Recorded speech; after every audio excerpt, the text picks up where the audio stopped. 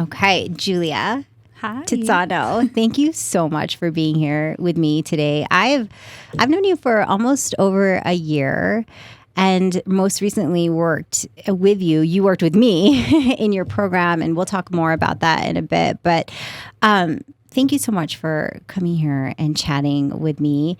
We're going to dive into some belief systems and patterns that don't align with people's true selves and how you work with folks to get closer to who they really are. And then let me give some folks a background on who you are and your background. So you are an intuitive healer and spiritual guide as a physiotherapist. Did I say that right? Yeah. Okay. I think so. I think so.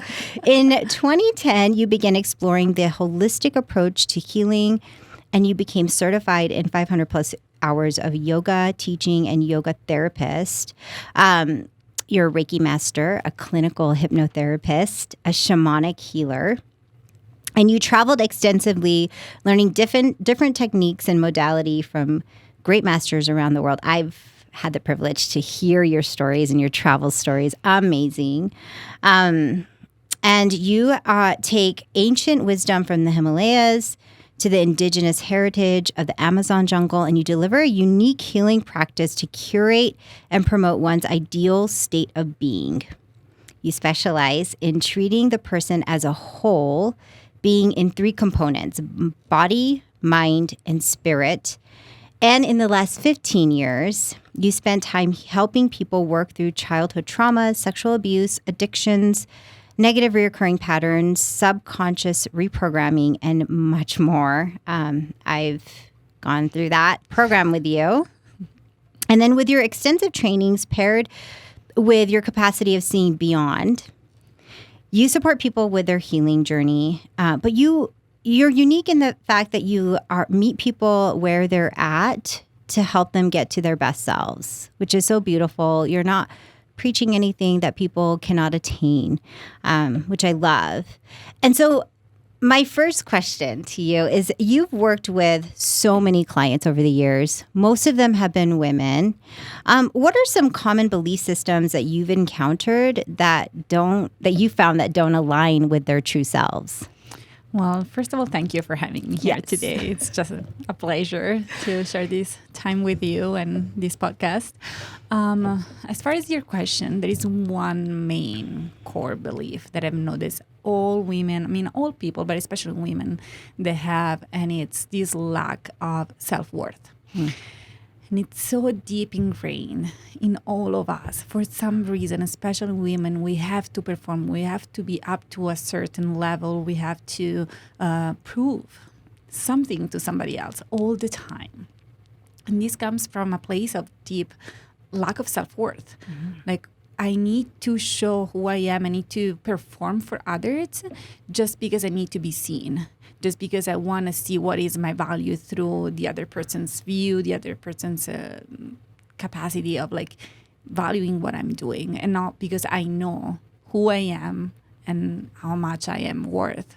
And so this constant research of trying to please eventually everybody and being perfect. The majority of women, they are perfectionists, and we know we work together with that. The majority of us, we want to please others because that's the way, especially in the West, we are raised. We have to be the good girl. And so this is something that I've seen across so many different cultures, different clients from different, backgrounds, upbringing, families, countries. It's just always the same thing. It's literally just self-worth. And so that's the main thing. And it's a big one because it actually affects so many different areas of our life. It's not just self-worth, self-love. It's the job you choose, the career you choose, how you show up with your relationships, with your family, the kind of friends you surround yourself with. All of it, it's how much do you believe you're worth, and what do you think you're worth, and what do you think you are? Because we have so many stories around ourselves all the time. Yeah. As you were talking, I was thinking about, as you were listing all of the things that kind of become barriers or performances that we have to fulfill, where there's our core selves, and then there's the parts of us that have to do all of these things in a certain way, and we get more and more away from our core selves. Why? where is this coming from? That, and specifically around women, because I've ran into so many, myself included, so many women. I think about my mom. I think about my grandmother. I think about like the lineage of the family that I come from, and the women in our family struggled with this same thing of self-worth and not enoughness. And so it's obviously a phenomenon. Where do you think it comes from? And I know you were saying there's, different cultures and different aspects, but for almost majority women, and I'm not going to speak for majority, but to have this be so common, there must be something, an underlying something that's saying you are not enough. Well, I see that. I mean, it's the condition of being a woman, unfortunately. Mm-hmm. Either you come from Italy or you come from India, mm-hmm. right? Like even these two cultures that are so different, both represent like the women in their cultures.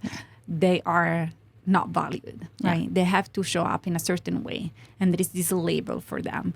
And it's just the wounded feminine, really, across all these cultures. And it's, I think, thinking deeply, I think it's really related to the fact that for so many years, the feminine has been seen in a way that it's not actually how it's supposed to be, divinely. And so we have attached, again, stories to what feminine and being a woman means. And so with that, we have created this idea of being a woman that it's different from what we actually are and what we are supposed to be. And so, I don't know, for example, I think that often we are told growing up, you were asking me earlier, like where this is coming from. And it's always in our childhood, the problem. In the first from 0 to 3, in the first 3 years of life, we are constantly exposed to an environment, our family, our society and culture, where we are interactive with this environment, and we are told things. We don't have what we call consciousness yet. The capacity of knowing I am comes after the third year of life. And so before that, we start to build our sense of self through what other people tell us, what the environment is mirroring to us. And so growing up, you're always told to not run too much, not be too loud, show respect to the elders, or like behaving in a certain way that respects certain parameters based on that society. Yeah. And that creates these boundaries, these rules. And we grow up with so many rules that there is not really room and space to be who we really are. And we don't know who we really are. And we don't have the space and the time to explore that because we are told we have to be in a certain way to be part of that kind of culture and society and family. And so the problem is that eventually, because of that, then we spend the rest of our life to live up to an expectation, which is this idea of who we are supposed to be based on what other people think of us. And eventually in trying to live and do things all our life based on that idea, there is literally like a superwoman, that it's not realistic, that it's actually just a story, that is actually an avatar. And it's so high up there, the bar is so high, that we really struggle to meet ourselves there.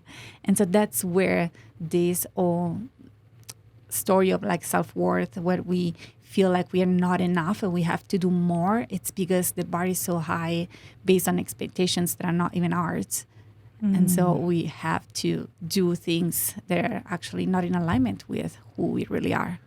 Yeah. And that resonates so much because, I mean, and we create, so there, yeah, you're right. The society has told us this is where the bar is for you, for us. And then attaining that is always a struggle, which then feels like an indictment on who we are as individuals in our soul.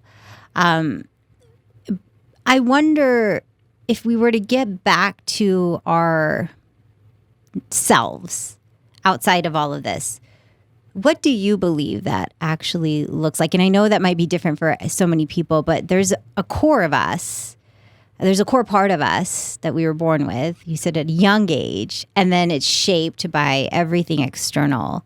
What is that core, though? Well, as you said, it's very different for each person. Yeah. And I think what we could do as adults now, we can create some space for that inner child to explore what they couldn't do when we were young. So, for example, we have worked together and we have done some inner child work, and that was a key point to be able to understand what is important to you, that it's not dictated by what other people expect from you. And so I can't really say the core of each person is this specific, because we are so different. And that's the beauty of who we really are. If we can actually, each one of us, if we can tap in our own essence, we would have way less problems in this world, because we can just show up the way we are and just be so different and unique and accept that there is this difference, and it's beautiful, and it's what actually creates this wave of like this beautiful fabric of the world together, you know. Instead, we try to be all the same. We try to be, matching these expectations that are kind of like the same for the same culture. And so we want to be kind of like all the same thing. Yeah. And there is not room for anything else. Yeah. But the truth is that core part of yourself is there still, and possibly at some point in life will scream and say, hey, yo, I'm here. Just hear me out. Yeah. Let me be, you know. There's been a lot of conversations, I say, for a really long time, but more recently, I've heard a lot of people talk about masculine energy and feminine energy. And I know that's not really gender specific, but when we talk about women that are dealing with society telling them they're not enough, is there some sort of energy that's being exerted, and in terms of masculine and feminine, like is there just like an over drive of masculine energy that then is telling feminine energy that it's just like confined, or does that have anything to do with this level of feeling not enough? Well, I think that we have a misunderstanding of what masculine and feminine means in general. Like we see these two polars being opposite and being always kind of like in conflict with each other. So if you're like feminine, if you're a woman, you have to show up in this wave that it's very feminine or whatever. If you're a man, same thing for the masculine side, and then there is this conflict. But the truth is both coexist within oneself, and they're not in conflict. They're actually interdependent. They work together. It's not duality, but it's polarity. And so it's the capacity of moving from one spectrum to the other. And I think the problem that we have with that right now in our society is that we have, again, labeled things in a certain way. And we have believed that feminine means either like a very submissive woman or a very strong, independent woman, like the feminism showed years and years ago, where actually created more separation between the masculine and the feminine. Instead of like bringing that masculine within ourselves and trying to find balance with the feminine, it created this opposite. It created like this separation that became even like deeper than it was before. So I think it's really important to understand that the feminine has certain aspects that are beautiful and that are very different from the masculine, and that's okay. We don't have to show up as masculine, you know? We have to show up in beautiful feminine, and we can also tap into the masculine in a different way. But try to bring the feminine into the masculine, it doesn't make any sense. It's trying to fit a square into a sphere. It's not, like, they're not going to fit, right? And so understanding that about the masculine and the feminine. And I feel like right now, as a mother, and you're a mother too. You're a new mom too. Managing like right now motherhood and business, and realizing how difficult that is, because actually we are asked to perform in a certain way as mothers and as business owners. It's just mind-blowing because it doesn't work. doesn't really work. So understanding a new way of doing things that is not how our mothers did, not how society tells us to do, it's a whole new exploration for me right now. But it helps me understand, okay, how can I still be a mother, but tapping into my masculine, which is, taking care of my business as well.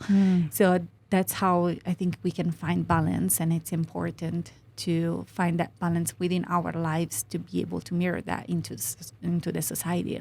Oh, so you're saying that it's a combination of the two that makes a whole rather than one or the other. And I think conversation so far has been like, well, we're living in a toxic masculine society that, regardless of gender, we've moved into this very beyond order, beyond, and I don't know what masculine traits are, what masculine energy traits are, but I imagine that we've moved into this very, it's not as balanced, and if anything, it's not even masculine. It's just this other thing that's gone the opposite direction more so. And you're saying, well, actually, we need to find the balance of the two so that they can coexist with one another, and that each individual can lean into these energies in a very sort of equal way in some sense. Yeah, we hear a lot about patriarchy, right? All the time, especially regarding our society. And yes, it's true. We live in a patriarchal society, but we need to be careful how we want to fight that, how we want to show up to change things, because I think that a society that it's just matriarchal could be also very difficult for the masculine. So we don't want to swing the pendulum too far from the center. So yes, let's change the patriarchy that we live in, but also let's bring that balance back. So it's not fighting it with more feminine, but how can we be healthy feminine and healthy masculine together, how they can coexist within society and within one individual. Either you're a man or woman, or you know, whatever gender you want to identify with, like we all carry these two energies within ourselves. So find that balance. Yeah. So then going back to the individual, what happens when some of those sort of patterns, belief systems about ourselves are left unchecked? There are so many, so many things we get into. So, of course, if you keep going with that belief system, let's start over. I think it's really important to understand that a belief system is in the subconscious. So as far as understanding what you believe in, there are certain things that you know you believe in, but there are others that are part of your subconscious, and you just play them out in a way that is not conscious. Now, because they're not conscious, they create situations around you that it feels like your life is cursed, or like you always end up in the wrong relationship. All of these scenarios that they are actually made by us. We are creating them through our subconscious. So this belief system is running in the back of our life, basically to create all these scenarios around us where we replay the individual beliefs. Now, because we are not conscious, we don't know, we're not aware of them, then we just get trapped into all these different situations. Eventually, if the belief system that we have in our subconscious doesn't match who we really are and what we want to create in life, there is going to be a collapse, which can look like a life crisis. It could be a terrible heartbreak. It could be a divorce. It could be a death of somebody that we love. It could be so many different things. But there is going to be a moment where we stop and we start questioning ourselves, and we feel like we hit rock bottom. Now, when you hit rock bottom, you may think this is the end, this is horrible, but it's actually always an opportunity to change things. The Hermetic principle saying that everything is mine means that everything that is in our reality is created by our own mind, and not because you think of an apple and then you create an apple. That is an apple magically, appearing in your hand. But it's because being in your mind, everything that you believe, then you act out that belief in your life, and that's how your life becomes what it's in your mind. So everything else, because life is just perception, everything else will be mind.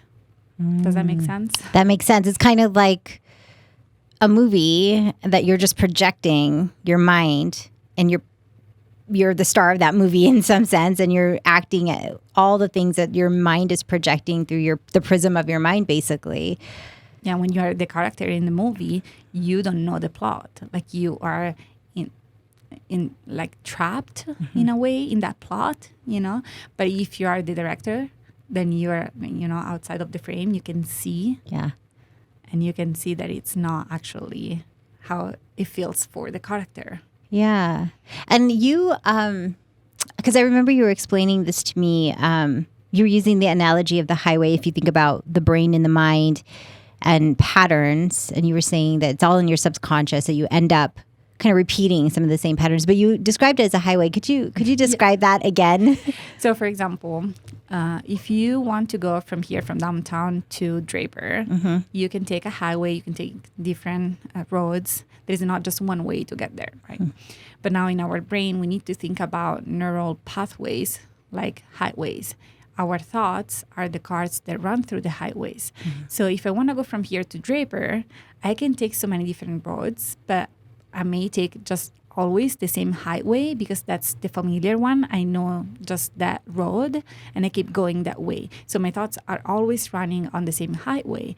When I start, and that's the pattern, when I start to work on myself and allow my brain to create new neural pathways, I give myself a chance to go from here to Draper using another road. And by using another road, I'm creating a new pattern. And with that new pattern, I'm creating a new way of living my life. One, how do you tap into your subconscious to be the director, or maybe not driving the car yet, perhaps getting outside of the car and looking at the full picture? How do you do that, and then how do you sustain that? Because patterns are so they're comfortable, so you're really breaking your own comfort. How do you stay out of this? How do you stay in this discomfort? Well, first, I think that you need to get to a breaking point, because in my experience with my clients and with all the people that I work with, there is no change if you're not ready for it. So if you kind of like intellectually know you need a change, but you're not there yet, you're not at your breaking point where everything feels like too much and you need to make a change, that is not going to be change. So you need to meet your breaking point to be able to do that. And then we need to bring awareness to them. You can't change something that you don't know you have. You can't, if there is no awareness, there is no healing, there is no change. Yeah. So first is awareness. And to find awareness around yourself and your subconscious, your patterns, there are so many ways, so many techniques. Working with the subconscious is tricky because it's not conscious. Yeah. So that means that you can do the work on your own, but it may take a long time because it's you against you. Now, the subconscious, it's not our enemy. The subconscious, actually, it's part of like a guard, helping us, saving us from certain situations. So we don't want to fight the subconscious. We need to be careful when we access to the subconscious to do it in a way that allows us to be safe. So, there are different ways you can do that. Again, I feel like having an external support is always best, just because then when you find a blind spot, then there is somebody that can mirror that blind spot for you. Yeah. Because the hardest part of this work is exactly finding awareness. Yeah. And so we all have blind spots and we all need mirrors. And having somebody that can help you see that blind spot allows you to do the work, not for them to do the work for you. but at least it puts a mirror in front of you. So then you can see and change. So that's key. And you can find awareness in so many ways, through yoga, meditation, learning about scriptures, hypnotherapy. And there are so many, plant medicine, so many different things. You want to start with what's more comfortable with you, because again, like, you are going to start touching things that are really sensitive, part of you that is really vulnerable, and it's going to react and defend itself.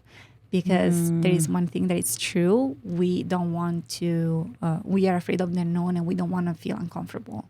We are beings of pleasure. We are always seeking pleasure. So when we are going to start touching something that it feels unpleasant, then we react with defensiveness. And so again, it's you against you. And so you want to be like a fine being, being doing the work in a fine way. Yeah, that makes sense. When folks are in there, so I'm talking about people who have, maybe they've gone through the dark spot, the part where it feels like they've hit rock bottom and something needs to change, and now they're going the process of perhaps being a little bit more aware of their own patterns and behaviors. What is, and I think I know the answer to this question, because I think I've asked this of you before, but I feel like this question comes up a lot. But how do you know that you're making change in your body? How do you know you're creating new highways? What are the indicators of that? Because when you're rock bottom, you're in rock bottom. When you're outside of rock bottom, you know that too. But then how do you know you're actually making some sustainable change in your subconscious that is hard to access?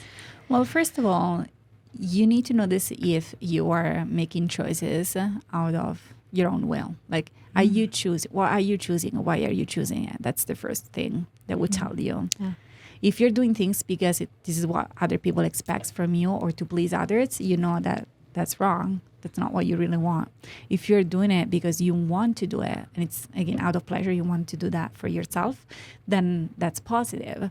If you are making a choice based on fear, that's absolutely not good for you. If you're making a choice out of love, that's for sure good for you. And as far as change, we need to give grace to ourselves, because when we talk about neuroplasticity and we talk about the brain, and we imagine the brain with all these highways, right? They've been built there for a very long time. And so we can replace them, we can create new ones, but we need to allow the physical time for the brain to actually break them down, completely destroy them, to give room to the new ones to appear and exist. And so that's not something that can happen overnight. Although when we sleep, actually our brain does a lot of erasing in our brain. That's why rest and sleep is so important. Yes. Yeah. During that time, our brain goes through everything we've gone through the day. Be like, okay, this thing, I don't need it anymore. Just gone, and that's true for the rewiring the brain. How do you rewire your brain? Is like working on rewiring and giving yourself the time to integrate that new skill.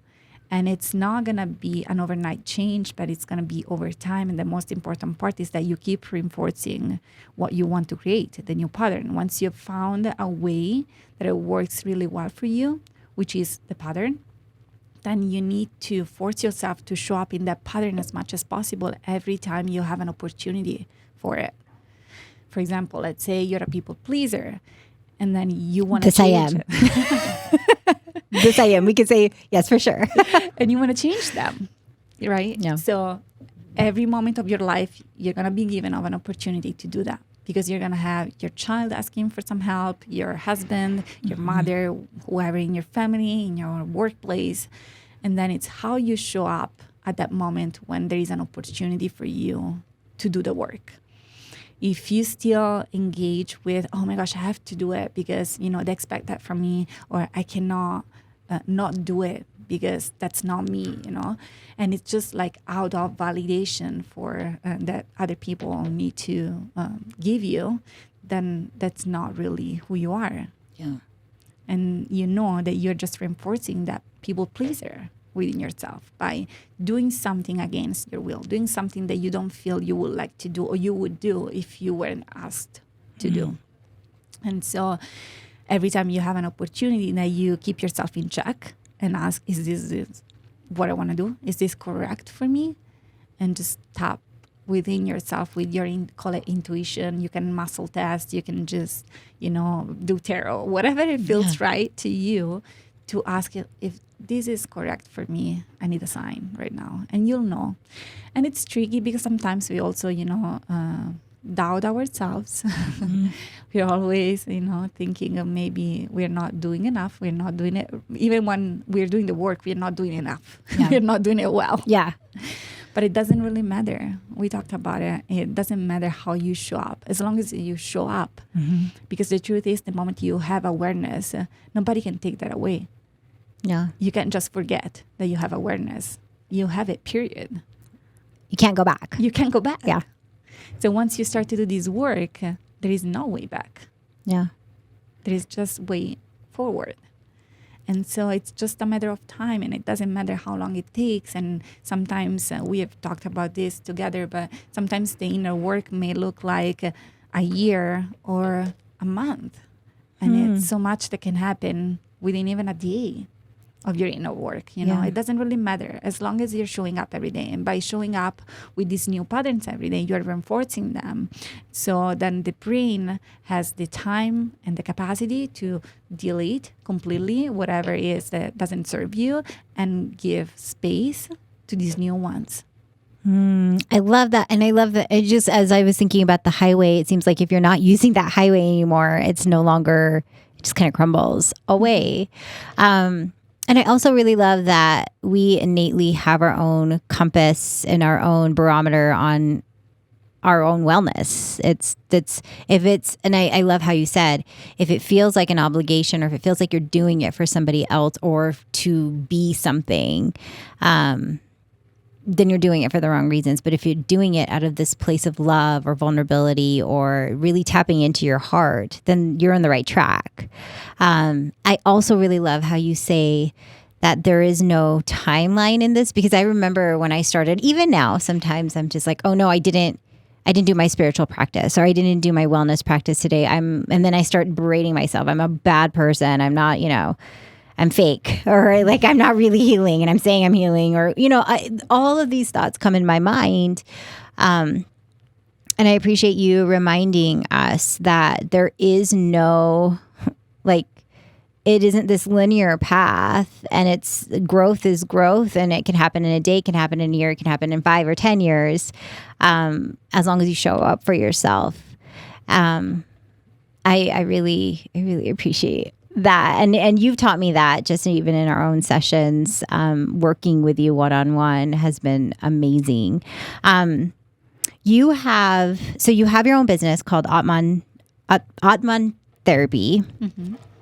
And you do several different services, but tell us about Reset, because I went through Reset. Tell us about Reset, and then also tell us how people can find you. Yeah, so Reset is my baby. As you said, I do so many different things. And when I started to work more as a spiritual life coach, I've decided to put together this program where I could put in all the things that I've learned myself and all the things that I've learned by watching people doing the work, using different techniques coming from my different trainings and again from different experiences. It's a container that has a process. It's kind of like a formula. I'm Italian, I like cooking, so I like recipes. And this is kind of a recipe. So you can make lasagna in so many different ways. But if you want to make my nonna lasagna, you have to do it the way she does, which is, certain steps with certain ingredients in a certain way, with a certain time. And so that's what Reset really is. It's like my recipe to help people to get unstuck and get to know themselves deeply, removing these belief systems that have been there and trapping them for so long, allowing that room and space for them to get to know who they really are and what they really want in life, so that they can make choices from that place. Because I think the most beautiful thing that I could do for others is teaching them how to make choices for themselves, just based on what they believe in, like what they really are, who they really are, instead of like doing it because somebody else told them. You know, that's real power. That's our free will. And we forget that we have free will. Yeah. When we live our life, we always think we have to do things in a certain way because that's the way it is. But that's not free will. Yeah. And we have that and we can use that. And it's actually our superpower. And so what I do is like teaching people how to use that superpower to really create the life that they want. And so giving them the tools to do the work. Once we are done in these 8 weeks, then they can keep using these tools to keep creating, keep shedding, and living a life with purpose. Yeah. Yeah. Because you've helped me. I mean, we did some inner child work. We've done some rewiring of patterns. I'm still rewiring those patterns, but now I'm a little bit more aware of them. And even hypnotherapy, really kind of going back into the moments that I felt that particular moment, the first moment that I felt that I wasn't enough was like in the womb and before that. And so through hypnotherapy, I realized, wow, this is deeply ingrained. And so it was a profound experience working with you. I'm excited to continue working with you. How can people find you? Well, as you said, through my website, which is www.atmantherapy.com. Perfect. Through Instagram, my Instagram is Giulia Flows, and it's spelled Giulia Flows. And yeah, we can chat from there. I love it. Thank you so much, Giulia. It's an honor. I love your energy. I love the things that you represent, the way you speak, all of it. So I appreciate you. Thank you so much for being here. Thank you so much.